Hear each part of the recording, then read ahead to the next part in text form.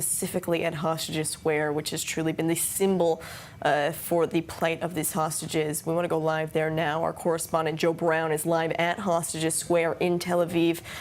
Joe, you were there as that entire crowd saw for the first time Omer Vlankert, Omer Shem Tov, and Elia Cohen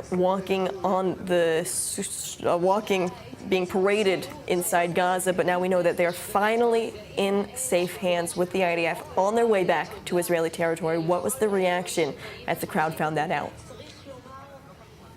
Well, Nicole, the Israeli psyche has been potentially irreparably damaged over the last 16 months or so, and especially over the last couple of days with the returning of the bodies of the Bibas family and of Oded Lifshitz. And the Israeli people have been grieving, as have the Jewish people in diaspora, but Israeli people, from no matter where they are from, their background, their political stance, everybody has been grieving. And grief has many different faces. On the one hand, there is anger, there is sadness, there are people trying to blame one another. It's every stage of grief being implemented all at once. And we've seen a lot of people using the deaths and the returning of the bodies of the Bibases and of Oded Lifshitz for political points. It's worth noting that Oded Lifshitz was a prominent peace activist. He helped Gazans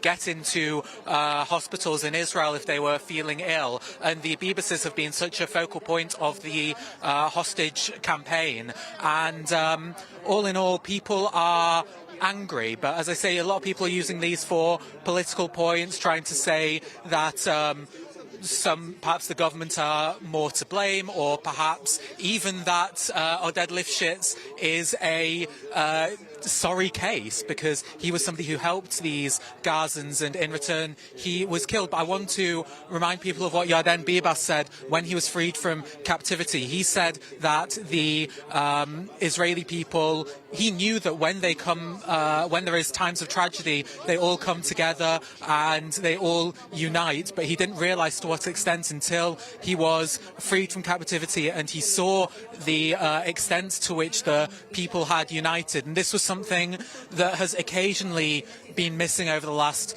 16 months or so, but it's definitely become a lot more prominent over today, with people from all different backgrounds, all different ethnicities, Jewish, Arab, from the left, from the right, everyone coming together to welcome back these hostages. And see Avram and Gitsu, who flew over in Tichilov Hospital around about 100 yards down the road from here. But people came together, and yes, it was uncomfortable. Yes, it was a showing of propaganda from Hamas, but at the same time, the people here were largely relieved, even though especially the last three who came back, Omer Shem Tov, Omer Vlankert, and Elia Cohen, they looked like they lost a considerable amount of weight in captivity. They did not look well, but the large sense here was a sense of relief. You could almost hear kind of like a gasp of fresh air, especially how long it took for them to get released.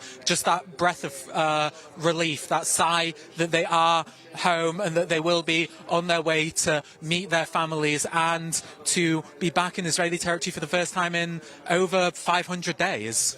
A powerful day there indeed. Joe Brown live at Hostages Square will be coming to you for more updates throughout the